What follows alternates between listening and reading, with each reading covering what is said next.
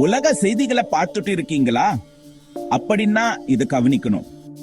Azerbaijan நாட்டுல இன்னைக்கு துக்க நாளா அறிவிச்சிருக்காங்க. அஜர்பைஜான் ஏர்லைன்ஸ் விமானம் ஒன்னு கஜகஸ்தான்ல உள்ள அக்டவுக்கு பக்கத்துல விழுந்து வித்துக்குள்ளாயிடுச்சு. அந்த விமானத்தில் 37 பேர் பயணம் பண்ணிட்டு இருந்தாங்க.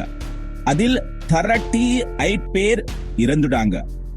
பாகு நரத்துல இருந்து கரோஸ்னிக்கு போயிட்டு இருந்த இந்த விமானம் மோசமான வானிலை காரமா வேற இடத்துக்கு போக முயற்சி பண்ணிட்டு இருந்தப்போ இந்த விபத்து நடந்திருக்கு.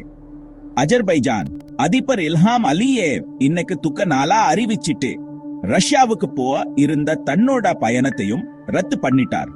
இந்த விமானத்துல வார்டி அஜர்பைஜான் நாட்டவர்கள், ஸ்னோக் ரஷ்யர்கள், யாக் கஜகஸ்தான் நாட்டவர்கள், 3 கிர்கிஸ்தான் நாட்டவர்கள் இருந்திருக்காங்க. விபத்துக்கான காரணம் என்னன்னு விசாரணை நடந்துட்டு இருக்கு.